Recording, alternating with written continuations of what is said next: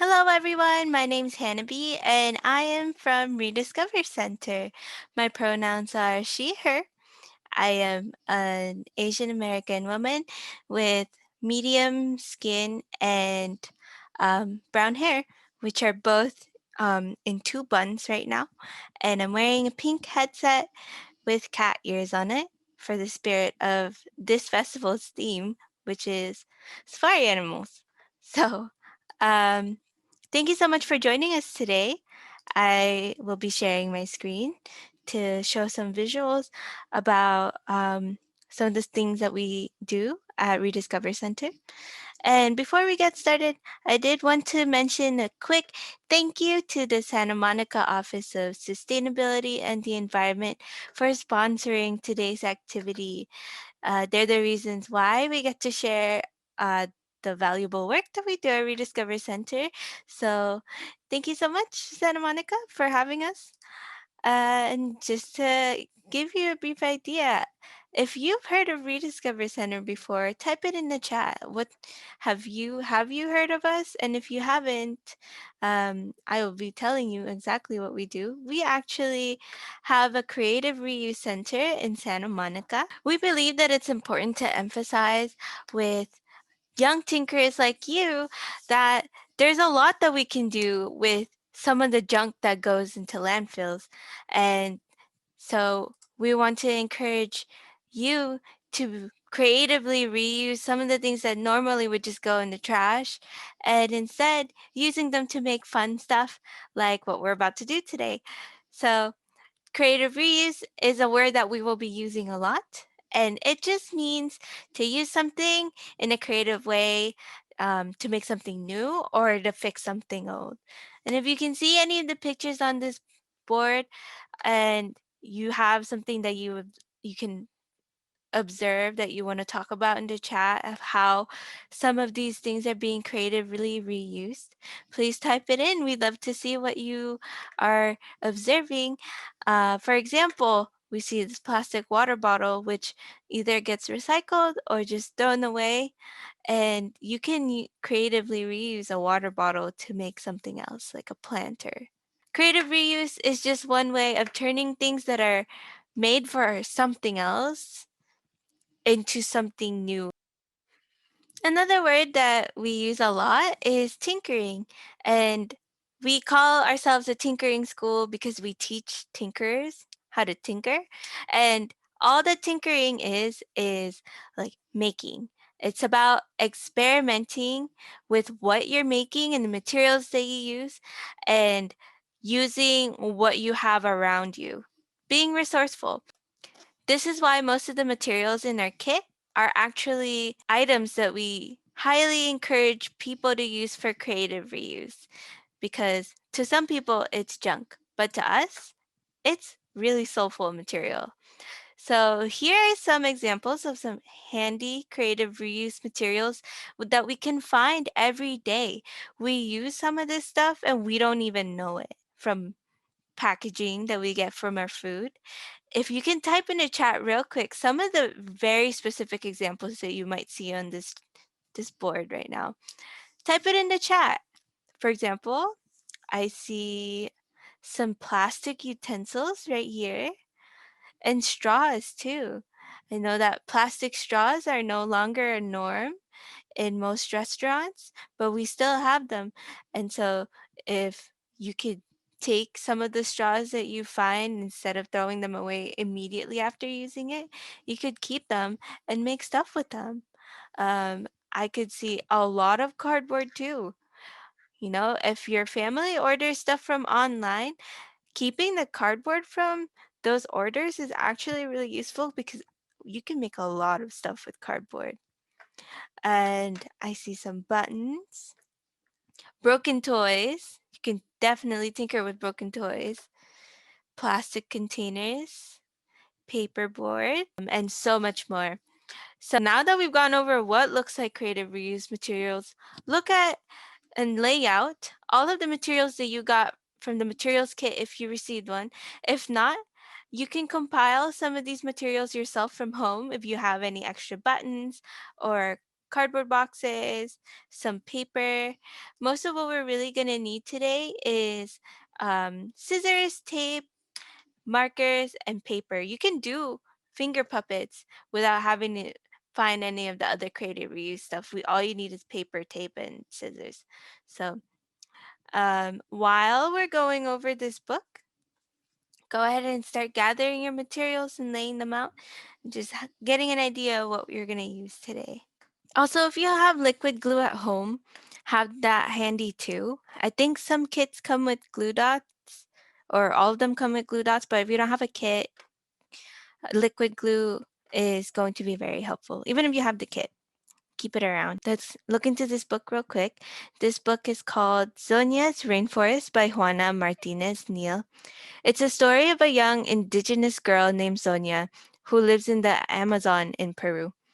Through the book, she encounters many animals that she calls her friends.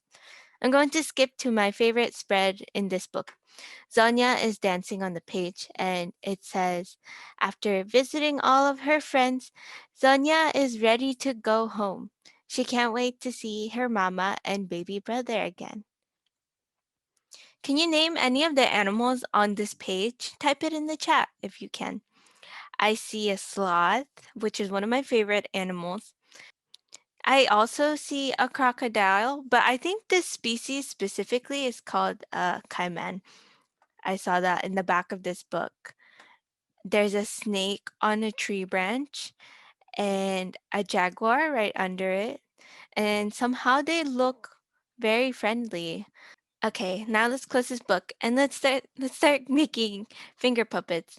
Looking at this book by Juana Martinez-Neal really inspires me, so we can make an animal that we saw from the book, or you can make any jungle or safari animals that you want.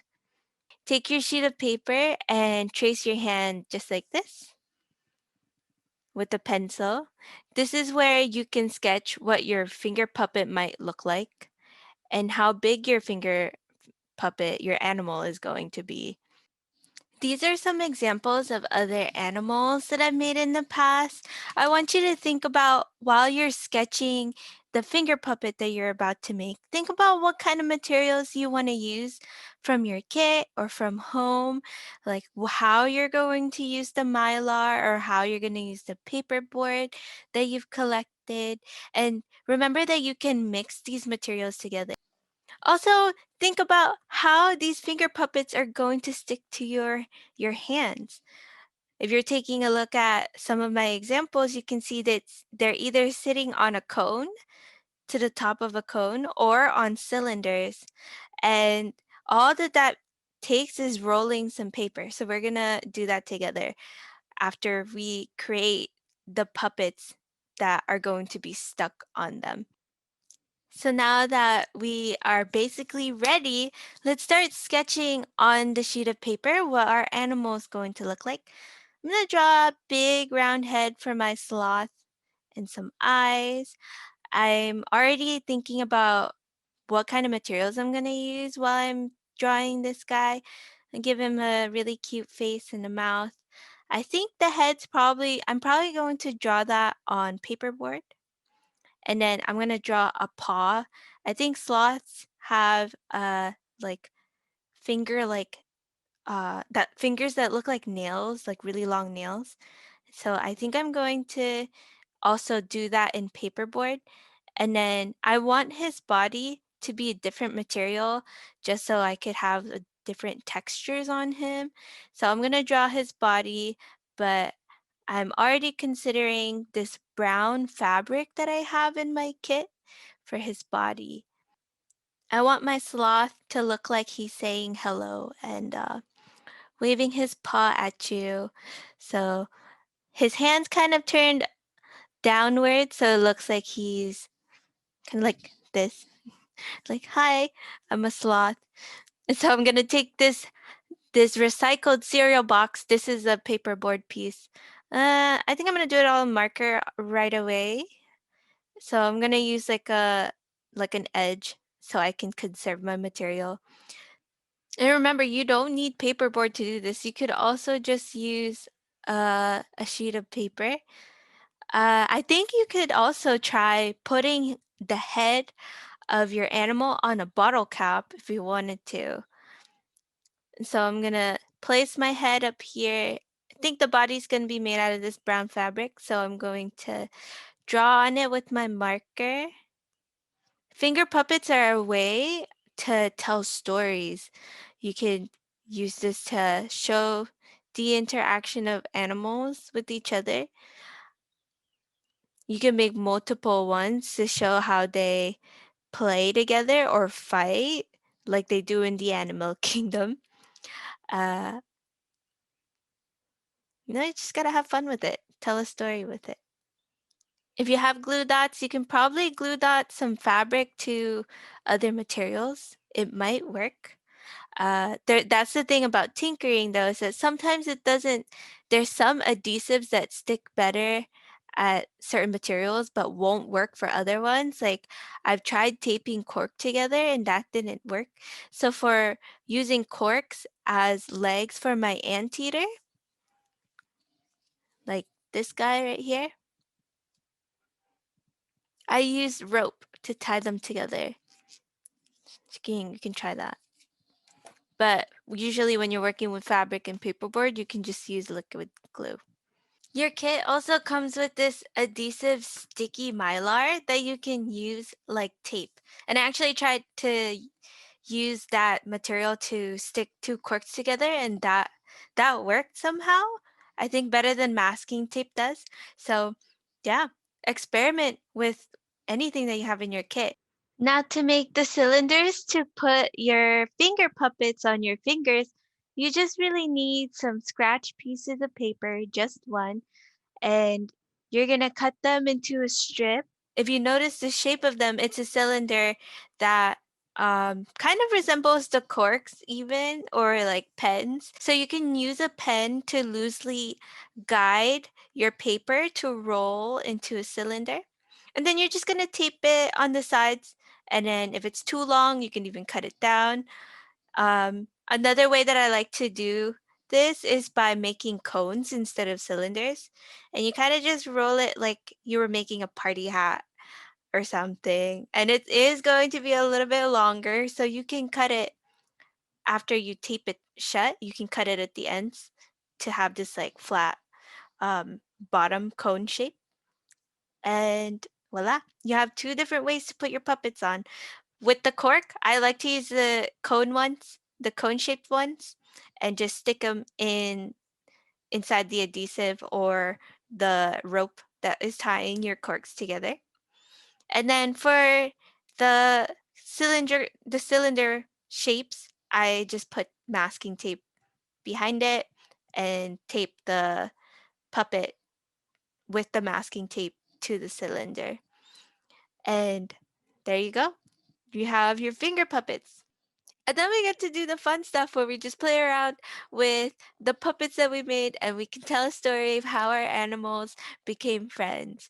And if you have extra materials, you could also make other props like trees and a watering hole or whatever else you can find in your animal's habitat. You get to decide if they're playing together or if they're fighting each other. It is your story to tell. And that's the end of this activity. I will be coming on shortly live to answer any questions and give more information.